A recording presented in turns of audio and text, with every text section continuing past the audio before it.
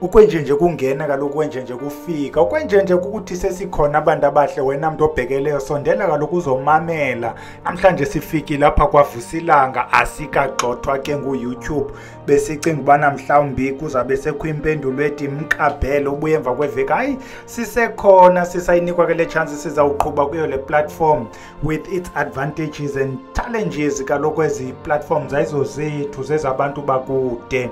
Namhlanje ke bantu abahle siphethe ngayo le Saturday the 24th of October 2020 siphethe i-topic inspired by discussion ebesinayo phayana emayezeni in our last day, in our last session, 8th session apho khona besithaka I think is a session esesathatha i-excerpt yayo sayifaka apha ku-YouTube apho sasincokola khona ngomzi ubune problem ye-exhaust yemoto efakiweyo apha endlini ukubamba abantu belikhaya. Yancokolwa ke la topic phayana eklasini yahamba yafika nakwinto ethi masingenisa abantu abadala phakathi kwelikhaya mhlawumbi abasekho emva kwazo zonke ezingxaki. Sincokola loo nto ke namhlanje sithi ke wena muntu osandufika khawusijoyine by subscribing and hitting that notification ukuba uthi iyavakala lento uthi share uthi like and comment ke mntana omhle asizuyenza ndeke lento sifuna ukuwagawula siwahuqe ngoku kuse early abantu bazokwazi ukwenza ezinye izinto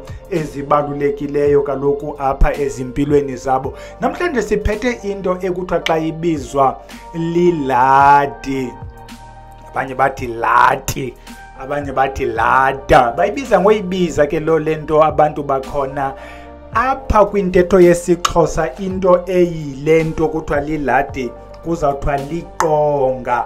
Namhlanje ke sithetha ngokumisa iqonga, namhlanje sithetha ngokuthoba iqonga. In other words, namhlanje sithetha ngale ndlela yokupha abantu abadala, ngale ndlela yokunqula, ngale ndlela ekuthiwa kokuphahla ehamba nezinto zabantu abadala ezityiwayo. Siphethe loo nto ke namhlanje njengoba sizayihlamahlongwana phezulu nje lento sifuna siyiqale ngalento ethi lena yindlela efikayo yokupha abantu abadala.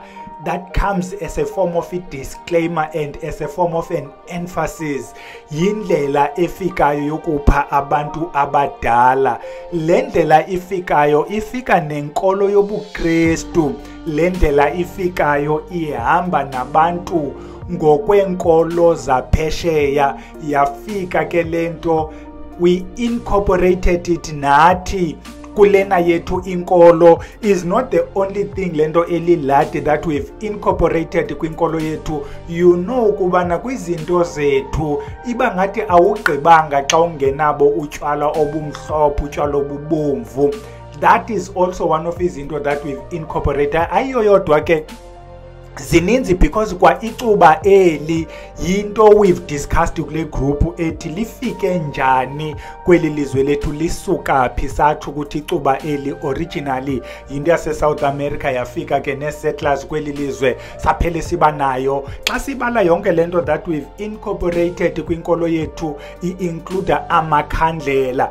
If uyayimamela le discussion we've had ngamakhandlela satsho kubana amakhandlela lana introduced in our culture bubuKristu, even though amakhandlela lana became into yokulayita xa siphuma kofinya futhi xa siphuma kwilanteni ezanto sasizilayita zisiphandlayo ufumanisa impumlo ezizigcwele ubumnyama sangena emakhandleleni ahamba lamakhandlela abanazo neglass ezisulwayo usuka kude ke umuntu omnyama uyayazi lento ndithetha ngayo.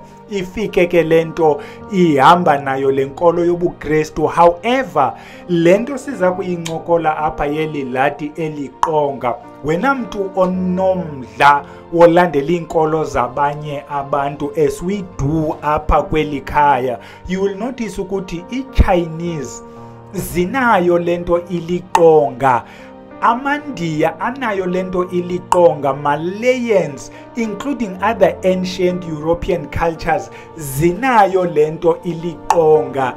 I difference ke mntana omhle yokubana kweli lenu ilizwe yeyiphi into ebalulekileyo that must be added apha kulo iqonga kuyo lento ekuthiwa yiladi. Masiwagawuleni ke siwarhuqe sihle nawo siyoqabela ukwenzela uba lithi litshona ilanga sibe sesikufutshane emakhaya. Lenziwa xa kutheni iqonga eli? Zininzi izizathu zokubana umntana omntu athi ufuna ukwenza iqonga. Sizawubalula eyona ixhaphakileyo sigqithe siye kwezinye. Uzawuthi xa usiya kusiyazi wakho okuchazayo, usiyazi achaze ade athi abantu bakokwenu bafuna ubenzele iladi. Ndifuna ke la magama ndimane ndiwasebenzisa interchangeably for a reason. Ndive andithi abantu bakokwenu bathi bafuna ubenzele iqonga, uthi usiyazi abantu bakokwenu bathi bafuna ubenzele iladi. Mhlawumbi masigqithe ke kuwo la magama esiwasebenzisa interchangeably ukwenzela ukubana angaconfuse kakhulu. Lento ekuthiwa liladi apha kule ntetho yethu isisiXhosa yinto efikayo to an extent ungabuza nabani na omdala ukuba yintoni iladi akazulazi. Abantu abalaziyo iladi ngabantwana baka-Facebook, abantwana baka-YouTube nabantwana be-social media, kuba kaloku kukho this intercultural exchange. We are learning from abanye abantu bona nansi into inhle isenziwe eLimpopo mandiyithathe ndidibanise kulena yasekhaya, omnye abone nansi into inhle isenziwe eNorthwest mandiyithathe ndidibanise. This is how we grow iculture yethu. Omnye athi kutheni uthatha kwinkolo zabanye abantu. We've borrowed a lot from Europeans and Chinese and Indians. Akukho nto imbi when we are borrowing from within ourselves singaba bantu bamnyama. So eligama lithi iladi ligama esilithathe ikakhulu kwintetho yesiZulu. Bathi xa beyithetha abantu bakhona bathi lento ililadi. They believe come from the English word ladder. Remember lento iyafika kuthi sonke. So the belief has been this ladder is what you climb in the process of being yourself in this world, in the process of interacting with those who came before you. So lento ililadi yindlela yokulinka, yindlela yokuconnecta. You are climbing the ladder in order to communicate. Asikho shoke ngayo i-etymology noba is correct, but batsho abantu abayichaza into yeladder ukubana iladi eli comes from iladder. Sithi ke ngoku yenziwa xa kutheni satsho sathi usiyazi uzawuthi misa okanye athi yenza iladder or iladi or ilati ngokwendlela efreyizwa ngayo. Kanti kule ntetho esisiXhosa eyona nto idumileyo eyaziwayo yinto ekuthiwa liqonga. Neqonga elo ayonto idume kumntu wonke, yinto eyaziwa ngabantu abaphuma ephehlweni okanye abantu abasebugqirheni. Kuba kaloku igqirha eli uthi umntu phambi kokuba aqalise ukwenza umsebenzi wakhe xa segodusiwe kuthiwa kuqala makamiselwe iqonga. Athi ke ngoxa semiselwe iqonga kuthiwe ngaqalisa ke ngoku ukusebenza. Also take note ethi is not yonke indawo yasephehlweni ihambe idibanise neqonga. Uthi ke ngoku umuntu wakhona xa eyichaza ukuba eli lakho iphehlo liphehlo elihamba lidibanise nesiprofeto, liphehlo elihamba lidibanise nesinkonzo. Either wena kwezi zihlwele zakokwenu kukho izihlwele kuthiwa zezomoya, izihlwele zenkonzo, uyadinga ukwenzelwa eli ladder, kanti omnye akanazo ezo zihlwele zamakhandlela. Uzayiva ke xa sesingena kuyo lento yeli ladder. So sithi eyokuqala uzawutsho usiyazi athi menzele iladder. Owesibini uzawuthi uphuphe umakhulu tatomkhulu lo mntu wakho wabo esithi ndenzele ithi. Umntana ke endaweni yokuba athathe ithi ngale route yaziwayo yokwenziwa kwethi ayithathe ayidibanise neladi, ibe yilo process inye idibeneyo. kanti omnye wenza ilada kuba enezicelo kubantu bakokwabo, ufuna ucela ezonto afuna uzicela izinto azimambeli kakuhle, aqonda uba makhe ndenzele abantu basekhaya iladi lena ukwenzela ubana ndicele. Omnye ufuna ubulela. Omnye umntu kule discussion ebesinayo that inspired le topic yanamhlanje, kweli khaya kuthe ngenxa bakufakwe le nto ibenza babe zintlaba zahlukana abantwana beli khaya, baxabane bodwa balwe bodwa, kujikeleza isikhali kweli khaya, baleqwa ziimela neemoto, there's trauma in the family. Ikhaya eli kwafumaniseka ukubana is important ukubana kwenziwe eli ladi lelathi ukwenzela ukubana kubekho le nto bayipha abantu abadala ubangenisa, at the same time eli khaya lihlale kwenziwe le nto kuthiwa yintlambuluko, bahlambulule omnye komnye, yenziwe le nto idityaniswe nayo le nto yelathi. Ke ngoku izama uthi le nto omnye umntu sileli khaya kuba abo bhuti noosisi balapha ekhaya bengavani ixesha elide, ingulo utsalela kuyakho ikona nomnye utsalela kuyakho ikona, asivani. Kubekho umntu obacebisayo ukuba mna ndiyanicebisa bantwana basemabheleni, khakhe nidibane nilikhaya kwenziwe intlambuluko. Ningamfumana umntu enikwazi ukummamela ninonke ningabantwana belikhaya ozawudlala le nto ibumediator, kwenzela uba wonke umntu ahlambulule, wonke umntu athi uba yintoni abambe ngayo abanye abantwana belikhaya ngentliziyo, ukwenzela uba sithi xa siyigqiba le nto siyigqibe singabantwana balo mntu mnye bavanayo. Xa isenziwa ke le nto kukuhlambulula, yenziwe kube kunyuswe nalo eli qonga. Undibuze ukuba le ntlambululo sizawuyenza namhlanje na okanye ngengomso, iyangani ke bantwana bahle? Abanye bazawufuna uyenza xa sebelithobile iqonga, abanye bafuna uba bathi benyusa iqonga kube kuhlambuluka, ixhomekeke kuni nalo mntu unenzelayo. Omnye ke umntu uzawuyenza le nto eliqonga okanye leladi kuba exolisa. Zininzi ke izinto esifuna ukuzixolisela kwabantu abangekhoyo.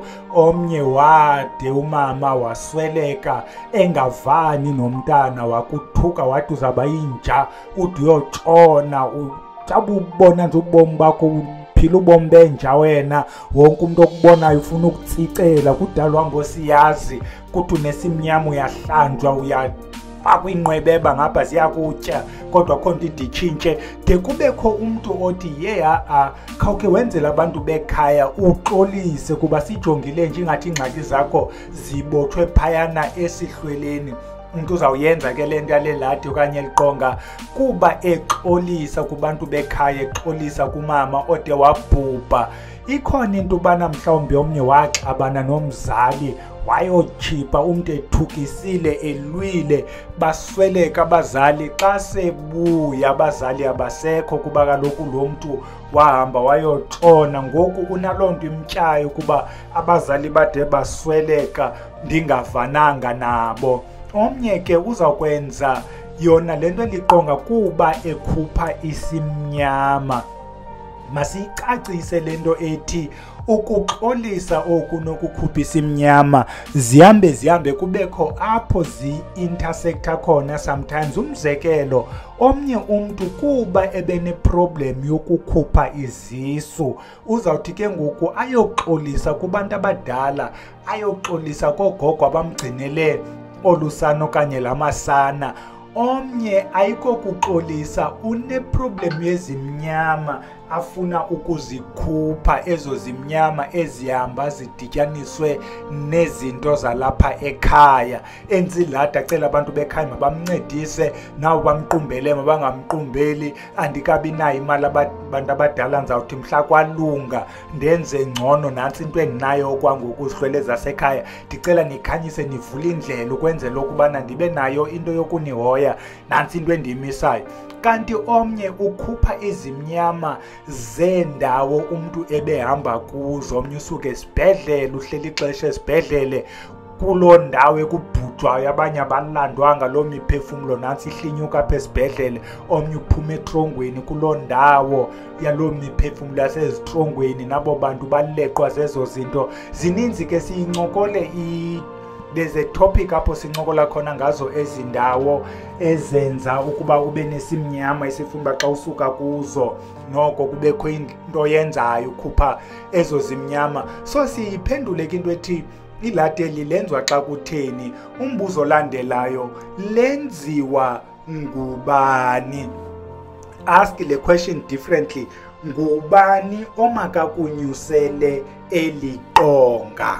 Yabona ke ngoku xa siwasebenzisa la magama kukhona apho kuzawubakho khona umehluko, because xa sithetha ngeqonga apha kwintetho yesiXhosa sityhilo kuba iqonga eli yinto eyenziwa ngabantu abathwasileyo. Iqonga umntu ulenzelwa nguloo mntu ebemthwasisile okanye loo mntu amcelileyo, meaning umntu wenzelwa eli qonga ligqirha lakhe okanye igqirha elo alicelileyo kuba limenzele eli qonga. Ixesha elininzi ke iqonga ulenzelwa ngumntu owayelenzelwe naye, kuba kaloku ezi zinto zethu awukwazi ukwenza into uyenzele omnye umntu ibe le nto ingazange yenziwa kuwe, kufuneka ube nawe ukhe wayenzelwa. So eli qonga ke xa sithetha ngeqonga, umntu ulixhonyelwa iqonga ngumntu naye owayekhe wanalo iqonga. Kanti xa sijika sithetha ngeladi eli, remember sithe iladi eli yinto yobunkonzo, uyalenzelwa ngumfundisi wakho enkonzweni, ngakumbi kwezi nkonzo zomoya oSt John's Zion. Uyalenzelwa iladi ngumntu wakokwenu omdala kunawe, ungalenzelwa nangumntu wakokwenu omncinci kunawe phantsi kwezizathu. Iladi eli uyalenzelwa ngumntu okunyangayo. Iladi ube ungengomntu uthwasayo, xa siyisusa kulaa nto yeqonga awuthwasi wena kodwa unalento ethi yenza iladi akwenzele lo mntu kunyangayo okanye lo mntu umcelileyo. Liphinde iladi eli uyakwazi nawe ukuzenzela. Ithi ke ngoku le nto lenziwa ndawoni, mhlawumbi before siye kulo lenziwa ndawoni sigqithe kancinci kwinto ethi iya ngendidi ke ngoku zawo la maladi. Akhona la uzenzela wona, abe khona la ungazukwazi ukuzenzela wona, kuba ke kweli khaya singomayezeni. You know ukubana kwizinto zamayeza zikhona izinto ongakwaziyo wena ukuzenzela. Soze mntana omhle uthi uleqwa zizilwane, uleqwa zizimnyama, ukwazi ukuzenzela wena loo nto yokugxotha ezo nto, kuba kaloku wena uphantsi kwalo elo lifu limnyama kwanto oyibambayo iyatyhefeka ngenxa yale meko yakho. Ithi ke ngoku kuloo meko kufuneka wena ufumane umntu oza kukunceda akukhuphe kuso eso simnyama. Kanti xa usenza iladi lokubana ubulela for loo nto uyibulelayo, uyakwazi mntana omhle ukuzibulelela, udibanise wena nabantwana bakho kuloo kona yenu, nitsho kumawenu ukuba niyabulela ngento ethile nethile nethile ingazingeza nangakumbi. Omnye akwazi uzenzela iladi kuba ecela, asithi ukhupha isimnyama, uyacela. Abantu abadala kudala ndisenza kodwa ingada kude kwenzeke, ndicela amandleni abonakale adibanise umntana umntu ukwenzela uba into zakokwabo zihambe ziye kubo ononyanya ngoba enze elo lada. Siyagqitha ke kuba sithe asifuni ukuyenza le nto ibende, sithi le ladi lena yenzelwa phi. Masigqithe kuqala kulena yeqonga ukwenzela ukuba ezi zinto apho zohluka khona simane sizohlula. Iqonga mntana omhle lenziwa kule ndawo yakho. So ziqonga lakho lizokwenziwa kwaBhele, ayiselilo iqonga, ifuneka iphiwe elinye igama. Kanti iladi eli liyakwazi uba lenziwe enkonzweni, in your name, umfundisi akwenzele apha enkonzweni. Iqonga eli, rather iladi eli, uyakwazi ukulenzelwa. Ndifuna siyibone ke ngoku le nto engumehluko. Uyakwazi iladi ulenzelwe apho uhamba khona, meaning kwelo phehlo. Ephehlweni bakwenzele, look at ezi zinto, the similarities. sithi uyalenzelwa enkonzweni kuba inkonzo yindawo yethu sonke. Senzelwa ngumfundisi onikwe ii-powers ngabo bantu banyula abantu. Umzekelo uba sithi umfundisi ubekwe zizidalwa zako kwabo uQamata, I don't know. Masiyithethe ngokwesintu sethu, ningangeni enkonzweni nibhide le nto. Apho uthwasa khona, le ndawo uthwasa kuyo yindawo izihlwele eziyikhethileyo bathi bhele sikuthumela phaa kwaGaba uyothwasa khona. So le ndawo ikhethwe ngabantu abadala is a rendezvous, is a place where all of us converge. So yindawo yethu sonke, yiloo nto ukwaziyo ephehlweni ukwenzelwa not yonke into but izinto ezithile, njengayo le nto kuthiwa liladi. Uyalenzelwa phayana ephehlweni. Liphinde iladi uyalenzela kwiindawo zezihlwele. Abanye bazawuhamba baye kuloo ndawo, mhlawumbi kuloo mlambo, kufike kulaliswe kwenziwe le ladi. Abanye bazawuya elwandle, ehlathini, emiqolombeni, kwezo ndawo ezintabeni, kwezo ndawo zihlala khona abantu abadala, benzelwe elo ladi. Omnye ke alenzele apha ekhaya, depending on bana senza sithetha ngantoni. Njengoba sithe iqonga, xa kuxhonywa iqonga likabhele kube zawuqalisa usebenza, alikwazi uyoxhonywa kwenye indawo, funa kuxhonywa apha ekhaya. Kanti xa kusenza into zezicelo nezinye izinto nongxengxeza, lingakwazi uyobekwa ke lo lati kuzo ezo ndawo. Kanti umuntu uyakwazi ukucela inkundla, sinegama elitshoyo kuthiwa kuzocelwa inkundla. Omnye umuntu apho ahlala khona, masenze umzekelo womntwana, you are 28 year old, usahlala ekhaya. Kukho lento ukujikelezayo, bafuneka wenze izinto zekhaya. Utata nomama basindisiwe, abafuna ubona kwalento uzanayo. Ngoku qonba lento uyafuna ukuyenza, uhambe ke uyocela inkundla apho uzawuthi khona wenzelwe lento khona, kuchaza uba kutheni uzoyenzela apha nje. Into ocela inkundla ke into endala, into eyaziwayo. Baninzi abantu abacelelwa iinkundla. Omnye akakwazi ukuphumela kokwabo for intwaso yakhe, omnye akakwazi ukolukela kokwabo, omnye akakwazi ukwenza imisebenzi ethile, kucelwa inkundla. Omnye ungenjalo akhangela abantu besiduko sakhe apho ke azayokwenzela khona. Yohluke ke kunocela inkundla because emabheleni ndingowakhona. Kawuske kuthethwe ke ngamabhele uba kutheni ndingayenzeli apho ndihlala khona nje, ndizoyenzela apha. Kodwa umehluko uba akucelwa nkundla kuba kusesemabheleni nalapha. Siphendule ke yokubana kuxa kutheni xa usenza le lada. Sibuye ke ngokwesithi ezi lada zohluka xa kutheni. Kutheni particularly wena mntu othi xa umamele uve uba hey hayi le kabani iyohluka kule kuthiwe mandiyenzelwe. Sithe ezi ladi ikhona eyezicelo, kukho yokubulela, eyenhlambuluko, yokuxolisa, eyokupha, yokukhupha izimnyama, njalo njalo. Abantu ke ngokubazo eziladi kubakho indlela abazohlula ngayo, but you'll notice ukuthi indlela ezohluka ngayo akubikho nto zininzi either than inamba yamakhandlela. Ufumanisa uba ilada ethile inamakhandlelanga, enye inamakhandlelanga. Eyesibini kuzabakho inamba yeenkukhu, kwenye kuthiwa le ayifuni gazi, leni ifuna inkukhu ibenye, hayi le ayifuna inkukhu zibenga, njalo njalo. Enye iladi izakohluka ngokweentsuku. Njeba xa sithetha ngeqonga, sixhoma iqonga namhlanje, siyalithoba ngomso. Kanti apha eziladini ufumanisa ukubana ikhona le ekuzawuthi ithatha usuku, I mean 1 night, onye 2 nights, njalo njalo. Uba khona ke umehluko kuzo ezi zinto nangokwalo mntu kwenzelayo, noba yena wafundiswa njani, yenziwa njani kuye. Umbuzo ke ngokolandelayo endicinga uba abantu banomdla kuyo, kufakwa ntoni xa kusenziwa le lada, okanye nje xa kuthiwa kuxhonywa iqonga, yintoni emandibe nayo apha eqongeni? Masiqale ke ngento ethi iqonga eli okanye iladi lena yinto esipha ngayo abantu abadala.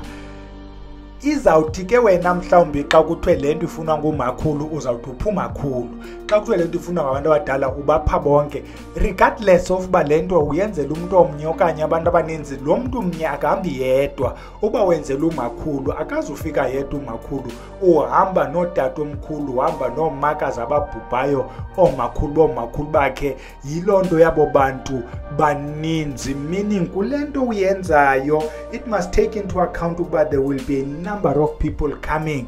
Njengoba naxa sisenza imisebenzi uthi ngokwenza lo msebenzi uthi upha umakhulu iti, uzawuba nawo umqombothi, kodwa kuzawubakho namarhewu, kuzawubakho neekofu, kuzawubakho iti, kubekho utywala, kubakho neerhemere, kwezinye ndawo kuthiwa yijinja, kugcwale kule nto kuba kaloku abanye babantu abazileyo abayiseli le nale nale, yabona bazifunela nje i-oros okanye i-orocrush. So ufake ke ngoku yonke le nto, size ke ngoku apha kuyo iladi okanye eliqonga ukuba yintoni ozawufika ikhona. Okokuqala, ukubana le ladi yakho okanye eliqonga lakho liyaxhelelwa, inkukhu izawuba khona.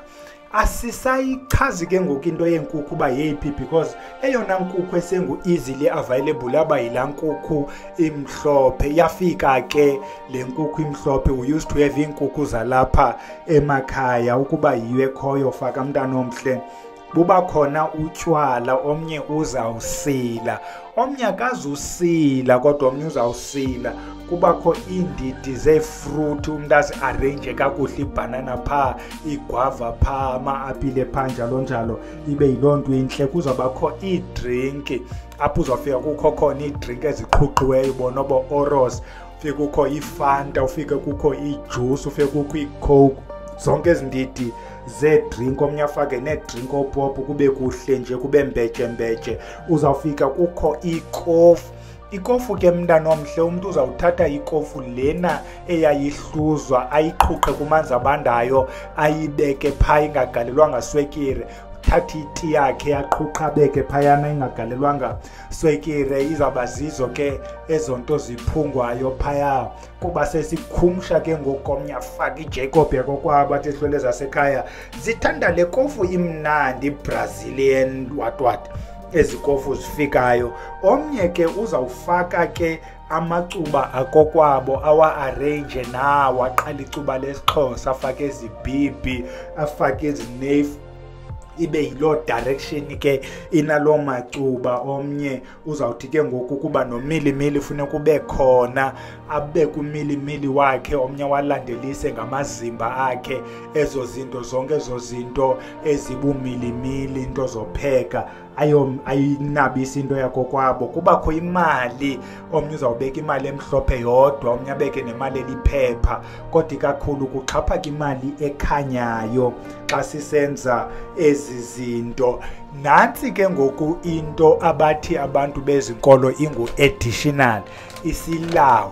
Thina ke bantu abenkolo yesintu sithi isilawu esi kukutya kwabantu abadala, indlela esithetha ngayo nezihlwele. Kuba kaloku isilawu esi yindlela uBhele azawuthi xa iyenza le nto kokwabo ayibone uba ingaba izapha nokanye ibuye umva. Xa uthi ubetha isilawu ubone uba no hayi, isilawu siyala, ndiba ngathi ndithi ndidumba izihlahla kuqina imisipha, isilawu asivumi. Omnye athi le nto leni ngathi iyafuna uba sikhe siyiphahlele ngamandla. So isilawu ke thina siyasifaka xa sisenza le nto yabantu abadala. Sizawubakho, sibe lapha ecala komqombothi, zilale kunye, zibile kunye, kuba esi silawu sesicenga ngaso, sithetha ngaso, sicela kuso, sisilawu esona esisisebenzisa esindlela yokuqhagamshelana nabo oononyanya. Kweminye ke imizi bazawulayita nempepho, apha kweli lada kubekho indawo enempepho, kwenye ingabikho le mpepho. Njengoba besizibala ke zindidi, sibale notywala, khange sibubale bhele. Utywala, omnye uzawuba nayibhotile emhlophe. What we do, uzawuthatha loo bhotile emhlophe ugale eglasini ubeke phaa. azange ndibone ke igcwaliswe iglasi le uzayithi nje umuntu iglasi igqithe kancinci ku-half ibe iglasi yotshwala obomvu, utshwala obumhlophe, omnye afake ibhiya, omnye afake ngokwalo mntu nimenzelayo, particularly ukuba wenzela umuntu omaziyo kuba easy. Kweyam icase ukuba ndithi ndenzela umakhulu wam uMamtshawe wayezithandela ii-reds. uMamtshawe uzala umama ke ndiyayazi uba kufuneka ibe khona ii-reds because kaloku butywala owayebusela exclusively. Wayethi xa ingekho ii-reds uMamtshawe akazusela, usabiyekile utywala. So it means xa ndingamenzelanga le reds ndizawube andiyigqibanga le nto ndithi ndenzela yena, kodwa zibe khona ezinye iindidi zihambe ezi zinto zonke. Kubekho ke ngoku abantu, umzekelo xa ndisithi ndenzela ukhokho wam uMvangeli, andikwazi ke ngoku ukuthi utywala mandingabufaki uba wayengaseli. Ayinokuba abenzelwanga yena, benzela aba bantu ahamba nabo. Siyayi-emphasize even if wenzela umntu owayengaseli, abantu abamkhaphileyo njengoba besenza umzekelo lapha ekhaya sithi xa sinomsebenzi andiyale nto yam iske yanemaniyeka inoba yandiqanda noko lide eli xesha seyi-30 minutes. Nosithi masiyeke ilale ke bantu abahle noba sidanga safika kulaa ndlela ukuba lenziwa njani eli lata kanye eli qonga ithini process, kodwa ke ininzi indima esesiyihambile. Eqala ngitsho uba unida ntoni, makubekho ntoni ufake neyiphi yangawo ke le nto mhlawumbi xa sesiyivala sizawuthi uba iye yavuma imeko sesiza kwenye into eyelelene kuyo siyiqale ngokubana a night before ukuyotsho ku-day after ukuyolithoba iqonga lakho uvala le nto ubuyenza ithi into noko ingathi lide eli xesha kudala sithethe iidata zabantu ziyaphela. Masiyeke ilale ke siyodibana ngoMvulo apho sizabe sithetha khona ngako kusevenkileni apho sithi za kwa my friend uzothenga okanye sikuthumele kuloo ndawo inabantu bathengisayo. Hey, khona itopic ebesirhaleluza naye enwele zomlungu ke sithethe ngenwele zomlungu qha ndiyanoba nizohambe nixhwitha abelungu nanibathathela inwele. Masiyeke nilale ke bantwana abahle sibulela abasithumileyo, saphinde sidibane ke ngaye uMvulo ukuba sizawube sisenayo lo chance uYouTube engekasimisi. Masicamagushe ke kwizihlwele sithi kuzo camagu.